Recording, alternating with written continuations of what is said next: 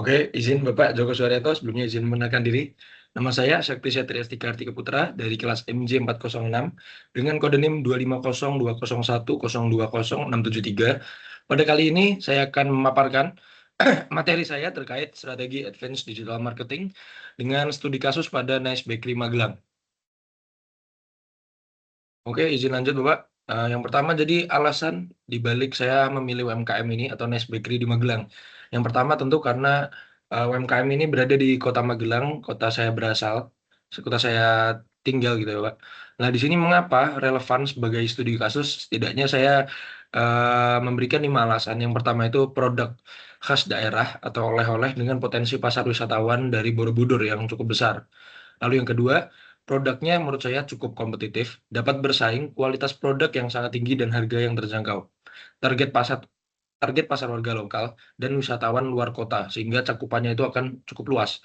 Lalu yang keempat, peluangnya ini besar, dapat kita perluas jangkauannya lewat kanal digital.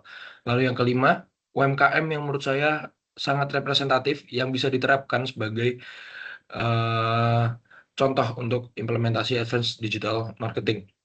Nah, setidaknya ada 3 contoh brand sejenis yang sudah lebih dulu well developed. Yang pertama itu ada Kartika Sari, Holland Bakery, dan Dapur Coklat yang semuanya itu berfokus pada bidang bakery dan pastry, namun sudah merambah ke skala nasional. Nah, di sini izin Bapak, di sini saya mengambil screenshot dari akun Instagram Nice Bakery Magelang. Nah, setidaknya di sini dapat kita lihat kalau akun Instagram ini sudah cukup estetik, namun masih hanya berfokus pada satu fungsi, yaitu sebagai katalog saja. Nah, menurut saya ini sangat sayang karena ini belum dapat meningkatkan engagement dari konsumen atau perluasan. Nah, setidaknya ada 5 agenda bahasan. Yang pertama ada teknik penjualan digital dan conversion. Yang kedua ada community dan influencer marketing. Yang ketiga ada pemasaran berbayar atau ad strategy. Yang keempat ada website atau landing page optimization. Dan yang kelima ada search engine optimization. Yang pertama, poin 1 teknik penjualan digital. Di sini kita akan mengoptimalkan 2 fungsi yaitu horizontal sales dan vertical sales. Nah, untuk horizontal sales sendiri, kita akan berusaha menambah jumlah konsumen atau kanal. Kita akan melakukan perluasan jangkauan konsumen. Yang pertama, kita akan membuka kanal baru pada GoFood, GrabFood, ShopeeFood, dan marketplace lain. Yang kedua, kita akan perluas juga area jangkauan kirim ke Yogyakarta dan Semarang, kota-kota di sekitar Magelang, kota besar. Kita juga bisa menggunakan reseller atau just tip untuk misalnya dari orang-orang atau konsumen yang dari Jakarta, Bandung, atau kota yang cukup jauh. Lalu ada tambah varian produk. Di sini kita akan berusaha menambah varian produk dengan produk-produk baru maupun package-package produk dari gabungan beberapa jenis produk. Lalu selanjutnya ada kolaborasi tip jual dengan toko oleh-oleh di Magelang ataupun retail rekanan di luar kota. Nah, setelah kita mendapatkan horizontal sales atau cakupan yang luas, kita juga perlu meningkatkan vertical sales. Jadi, vertical sales itu dari setiap konsumen itu kita berusaha agar mereka dapat meningkatkan transaksi pembelian. Yang pertama, repeat order pelanggan lama itu kita bisa menggunakan loyalty program melalui grup WhatsApp misalnya. Yang kedua, kita menaikkan frekuensi dan nilai transaksi per pelanggan existing. Yang ketiga, pelanggan puas itu akan menjadi promotor atau word of mouth marketing. Dan yang keempat, kita menaikkan average order value lewat rekomendasi produk saat konsumen ini check out. Nah, yang selanjutnya, cross-selling, upselling, dan taktik konversi. Untuk cross-selling sendiri, di sini kita akan melakukan bundling atau package. Jadi dalam beberapa package, masing-masingnya itu terdiri dari beberapa jenis produk dengan harga yang relatif lebih murah kalau dibeli secara berpaket. Lalu selanjutnya, kita melakukan upselling, kita menawarkan paket hampers misalnya. Saat Lebaran atau saat akhir tahun, kita menawarkan paket hampers premium berkemasan yang eksklusif dibanding dengan kemasan yang reguler. Lalu yang ketiga, juga ada loyalty program. Jadi di sini kita memberikan harga atau promo-promo khusus kepada konsumen yang melakukan pembelian repeat order. Lalu selanjutnya ada taktik meningkatkan konversi digital. Kita melakukan CTA yang jelas dan konsisten, order via WhatsApp di semua kanal. Lalu fast response admin, target balas itu kita usahakan kurang dari 15 menit. Lalu ada social proof, nah rating 4,6 atau 5 dan testimoni yang ditampilkan feed story. Lalu yang keempat ada promo terbatas waktu, flash sale weekend, diskon ongkir, dan lain-lain. Untuk poin kedua, community dan influencer marketing, di sini kita akan menentukan kriteria dan sosok influencer yang tepat untuk usaha kita. Yang pertama, kerangka tokoh. Ini jangkauan, hubungan, resonansi, dan relevansi. Ini kita pakai untuk menilai kecocokan sosok dengan brand Nice Bakery ini. Nah, yang pertama itu indikatornya atau kriterianya adalah skala nano atau mikro dengan jumlah subscriber atau follower 25.000 sampai dengan 500.000. Nah, engagement rate akun kecil ini bisa mencapai kurang lebih 5,6%. Lebih tinggi dan lebih terjangkau juga secara harga untuk UMKM. Lalu yang kedua ada mom atau family content creator. Nah, kita lihat sekarang banyak sekali ibu-ibu itu atau keluarga yang jadi content creator. Nah, ini akan sangat relevan dengan produk ini. Lalu selanjutnya ada food blogger atau vlogger lokal.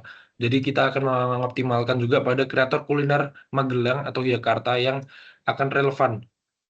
Lalu yang keempat, ada rekam jejak dan gaya otentik. Nah, di sini kita gunakan konten yang positif, tidak hard selling, audience juga dekat dengan Jawa Tengah atau wisatawan Borobudur. Nah, untuk selanjutnya ada ide brand activation dan membangun komunitas. Yang pertama, Nice Bakery Testing Corner.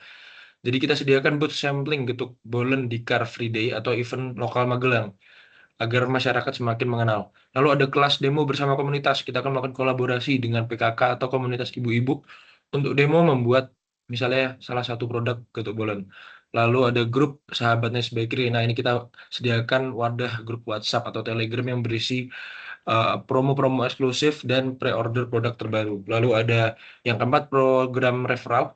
Kita ajak teman berbelanja dapat diskon, mendorong word of mouth, itu setidaknya 92% konsumen percaya terhadap rekomendasi orang terdekat. Nah, yang terakhir ada UGC campaign atau user generated content. Nah, di sini kita akan mengoptimalkan endorsement kita agar user itu dapat melakukan repost foto atau video pelanggan dengan hashtag khusus sebagai aktivasi komunitas berkelanjutan. Nah, yang selanjutnya di poin ketiga, ad strategy, rancangan iklan, funnel tofu, mofu bofu. Nah, untuk yang tahapan pertama itu ada tofu awareness. Nah, di platform dan format kita akan menggunakan IG, FB, video reels ads, proses produksi Google Display Network. Target audiensnya usia 20 sampai 55, Magelang dan sekitarnya. Dan tujuannya ini kita mengenalkan brand ke audiens baru dan wisatawan. Tahap yang kedua yaitu MOFU atau consideration.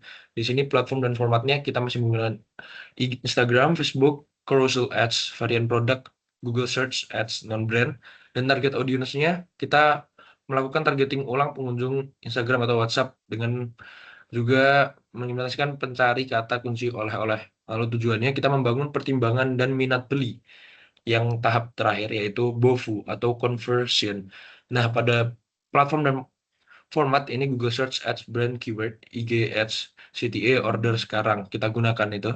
Lalu ada target audience, kita melakukan retargeting audience MOFU dan pelanggan lama. Nah, tujuannya itu agar kita dapat mendorong transaksi konsumen secara langsung. Masih di poin ketiga, kita akan membahas metode pembayaran dan key metrics. Yang pertama itu ada CPM atau cost per impression. Ini dipakai tahap TOFU untuk memaksimalkan jangkauan konsumen.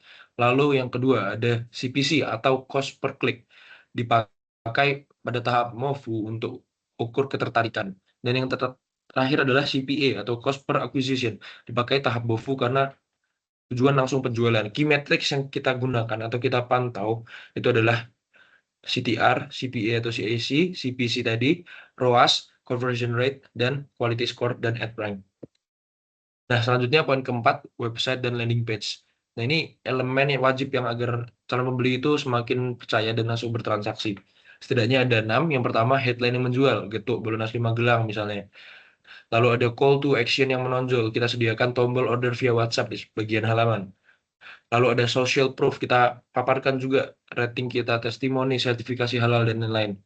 Yang keempat, ada elemen visual berkualitas, ada foto close up produk dan video proses pembuatan atau pengemasan. Lalu yang kelima, manfaat dan fitur produk, kita sediakan varian rasa, bahan alami, daya tahan kemasan, food grade, dan lain-lain. Lalu yang keenam, ini mobile friendly dan fast load. Jadi websitenya itu kita usahakan ringan dan cepat untuk di load. Nah, berdasarkan elemen-elemen ini, Saya coba desain, ini saya ilustrasikan sendiri ya Bapak, websitenya. Bahkan sudah ada skripnya dan bisa juga kita implementasikan jika diperlukan. Kurang lebih websitenya seperti ini. Menurut saya sudah sangat proper dan estetik, tapi juga sangat profesional. Bahkan ada katalog, CTA, dan lain-lain. Oke, kita lanjut ke poin 5, SEO strategy. Di sini kita akan melakukan riset keyword utama untuk on-page SEO. Nah, setidaknya ada 5. Yang pertama itu kata kunci oleh-oleh khas Magelang. Jenis keywordnya itu mid-tail. Nah, intensi pencariannya itu informasi ditambah transaksi. Yang kedua, kata kunci getuk bulan Magelang dengan jenis keyword mid-tail atau brand plus produk. Intensi pencariannya adalah transaksi. Yang ketiga, toko roti Magelang dengan jenis keyword yaitu short mid-tail. Intensi pencariannya itu navigasi atau transaksi. Yang keempat, kata kuncinya itu adalah oleh-oleh murah dekat Borobudur. Jenis keywordnya long tail. Dan yang kelima, intensi pencarian transaksi konversi tinggi. Nah, yang kelima, kue kering dan cemilan Magelang. Ini jenis keyword mid tail. Intensi pencariannya itu informasi dan transaksi. Nah, kita gunakan kombinasi short, mid, dan long tail. Semua keyword tadi itu kita gunakan agar cakupan traffic itu maksimal dengan tingkat konversi yang tinggi.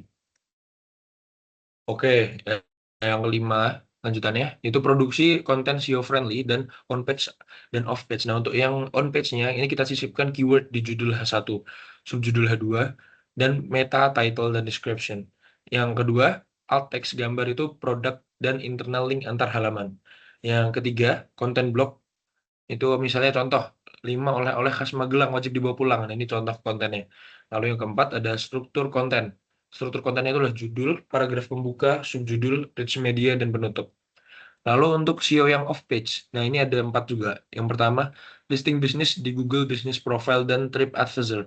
Jadi di sini Google nanti akan menganggap usaha ini itu sebagai usaha yang uh, proper.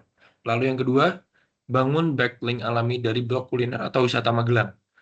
Yang ketiga, rutin share konten di medsos untuk perluas distribusi. Dan yang keempat, kita mendukung SEO on page. Riset Moz itu mempengaruhi hingga 50% penilaian Google. Nah, kesimpulannya, Nes Bakery Magelang sebagai UMKM rumahan ini dengan produk yang andalannya, ini sudah memiliki fondasi yang sangat kuat, namun masih bergantung pada kanal yang sangat terbatas, yaitu toko fisik dan GoFood saja.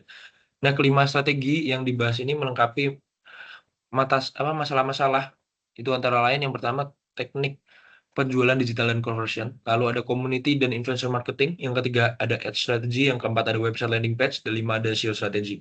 Jadi intinya kita akan menggabungkan kelima pilar tersebut secara terintegrasi. Nes Bakery Magelang ini akan sangat berpotensi untuk mengubah popularitas lokalnya menjadi pertumbuhan penjualan yang lebih besar dan berkelanjutan. Kita upscaling ke skala nasional, sekaligus juga memperkuat posisinya sebagai pilihan oleh-oleh khas Magelang di era digital ini.